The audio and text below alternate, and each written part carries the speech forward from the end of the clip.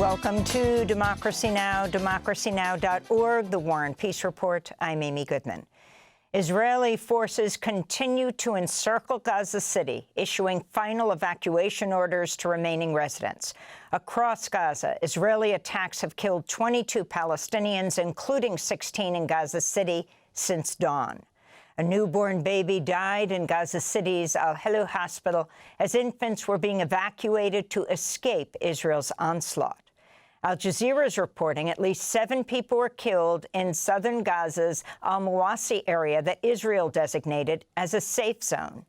It comes as Médecins Sans Frontières, Doctors Without Borders, denounced the killing of its 14th staff member in Gaza, occupational therapist Omar Hayek. Meanwhile, UNICEF spokesperson James Elder recounted harrowing conditions at Al-Aqsa Hospital. This is just absolutely out of control. I promised myself the first story in Gaza would be just some of the incredible volunteers and the joy they're bringing to kids, even in hospitals. And I'm here, and the first room I'm in, there are 4 children who've all been hit by quadcopters. 4 children, and then we're in a makeshift ICU, a makeshift intensive care, because there are so many children, and all 4 of these children have been hit by quadcopters. 2 minutes later in the ICU, sitting with this little girl Aya, who is 5 years old, and she died in front of us. It comes as Hamas is reportedly demanding key revisions to President Trump's ceasefire deal. A Hamas source tells The Guardian the condition to disarm would be difficult for the group to accept.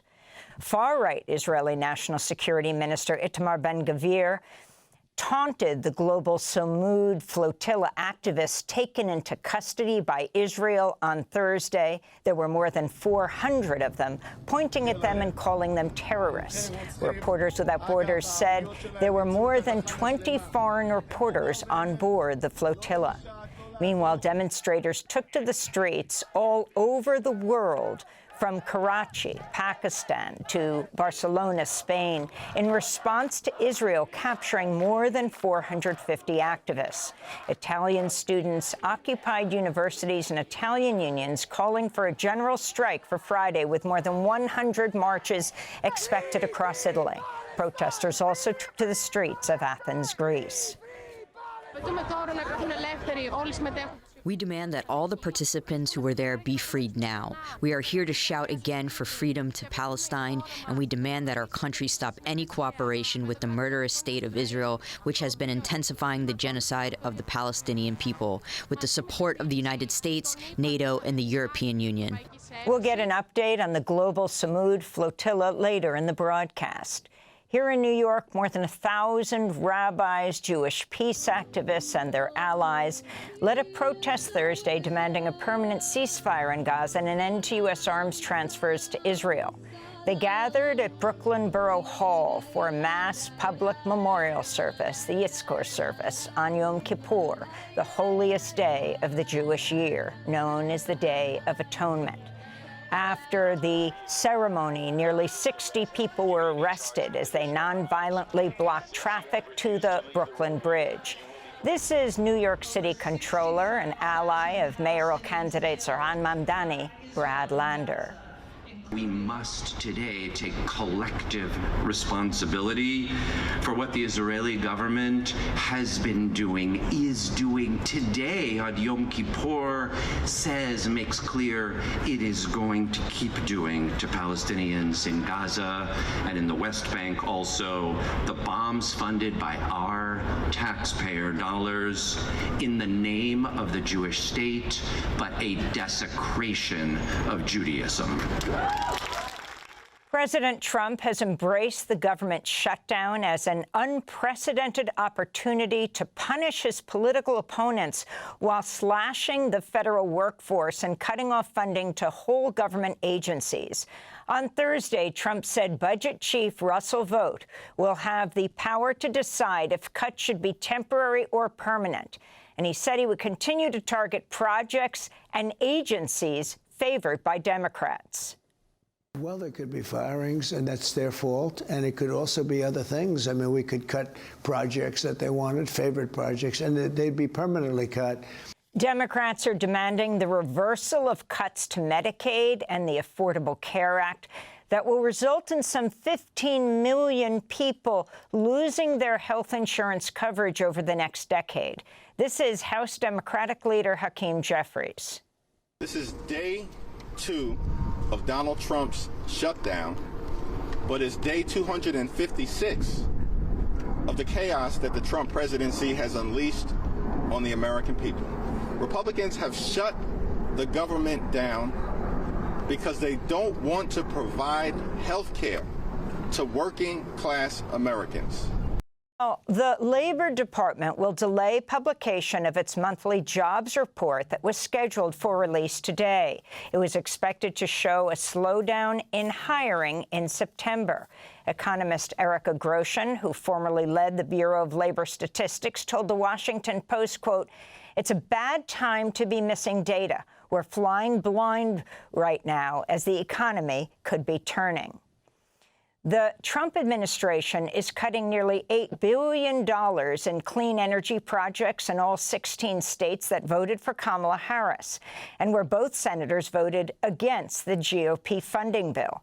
According to the Natural Resources Defense Council, the cuts will impact battery plants, hydrogen technology projects, and upgrades to the electric grid. In California, a massive explosion tore through a Chevron oil refinery in the Los Angeles suburb of El Segundo Thursday evening, sparking a fire that burned through the night and could be seen miles away. The explosion occurred around 9:30 p.m., prompted shelter-in-place orders till 2 a.m. No injuries have been reported. This comes as the Trump administration has moved to shut down the U.S. Chemical Safety and Hazard Investigation Board, an independent federal agency tasked with uncovering the causes of industrial disasters. The Trump administration is asking 9 public and private universities to sign a deal to help promote conservative ideas on campus in exchange for federal funding. The administration is calling it a 10-point compact and promised, quote, substantial and meaningful federal grants if universities take action against academic departments that, quote, purposefully punish, belittle, and even spark violence against conservative ideas, unquote. The Trump administration is also demanding the universities ban the use of race or sex in hiring or admissions and cap foreign students to 15% of undergraduates. Walt Heinecke, a faculty member at University of Virginia, one of the universities targeted by the Trump administration, warned the memo threatens academic freedom. It's a threat. And it's a threat that should be taken seriously and should be reacted to in a way in which I think all colleges and universities who this is meant to actually be applied later to all universities and colleges, not just to the 9 or 10 that have received the letter. So that means that we should all be thinking about how to resist this particular form of intrusion. In Baltimore, a federal immigration judge has denied a bid for asylum by Maryland father Kilmar Abrego Garcia, though he has 30 days to appeal the ruling. The judge dismissed Abrego Garcia's argument that he faced imminent removal to Uganda, even though the Trump administration has repeatedly publicly threatened to send him to Uganda or Eswatini, countries he has no ties to. Abrego Garcia first made international headlines when he was wrongfully deported by the Trump administration to El Salvador, where he was held in the notorious Secat mega prison. An ICE official later admitted his deportation was an administrative error. He's since faced relentless attacks on his character by President Trump and top administration officials who've accused him of being a human smuggler and a member of the MS-13 gang, even though he's not been convicted of any crimes. A federal court in Georgia has denied an emergency request by the award-winning Spanish-language journalist Mario Guevara to remain in the United States, paving the way for his deportation to El Salvador today. According to the ACLU, Guevara was not allowed to say goodbye to his wife and 3 children. He's lived in the United States for some 20 years and has built a large following for his reporting on anti-ICE protests. He was jailed by ICE for more than 100 days, even though an immigration judge granted him bond. He was arrested in June while live streaming a No Kings demonstration, even though he clearly identified himself as a journalist. We'll have more on his case after headlines. President Trump is declaring the U.S. is in an armed conflict with drug cartels following recent strikes on boats in the Caribbean. That's according to a memo obtained by the Associated Press. The memo also states, quote, the United States has now reached a critical point where we must use force in self-defense and defense of others against the ongoing attacks by these designated terrorist organizations, unquote. It comes after the U.S. attacked 3 boats in the Caribbean last month, reportedly killing 17 people. Meanwhile, Venezuela's defense minister, Vladimir Padrino, blasted the U.S. Thursday after detecting 5 F-35 fighter jets close to the Venezuelan coast. The presence of these aircraft flying near our area of influence nearby the Caribbean Sea and off the Venezuelan coast is a vulgarity and a threat to national security. It is a serious threat, so I denounce before the world the military harassment and the military threat from the United States government against the people of Venezuela who only want peace, work, and happiness. The United Nations is calling for urgent action to prevent large-scale, ethnically driven atrocities in El Fasher, the besieged capital of Sudan's North Darfur state. On Thursday, the UN's top human rights official warned at least 91 civilians were killed in El Fasher last month as the paramilitary group Rapid Support Forces, or RSF, carried out artillery shelling, drone strikes, and ground incursions. The UN also warned the RSF against starving civilians in El Fasher as a method of warfare amidst credible reports of civilians being tortured and killed by RSF fighters for bringing food and essential supplies into the city. British police have identified the suspect who drove a car at members of the public outside a Manchester synagogue on Thursday before attacking people with a knife. 35-year-old Jihad al-Shami was a British citizen of Syrian descent. He was shot dead by firearms officers just minutes after the rampage began. Manchester police report one of the 2 victims killed in the attack was shot dead by police, and one of the 3 people hospitalized was struck by a police bullet. The Church of England's announced Sarah Mullally as the first female Archbishop of Canterbury. The 63-year-old former nurse served as the Bishop of London and is the 4th woman to be ordained in the Church's history. The Anglican Church has more than 85 million members across 165 countries.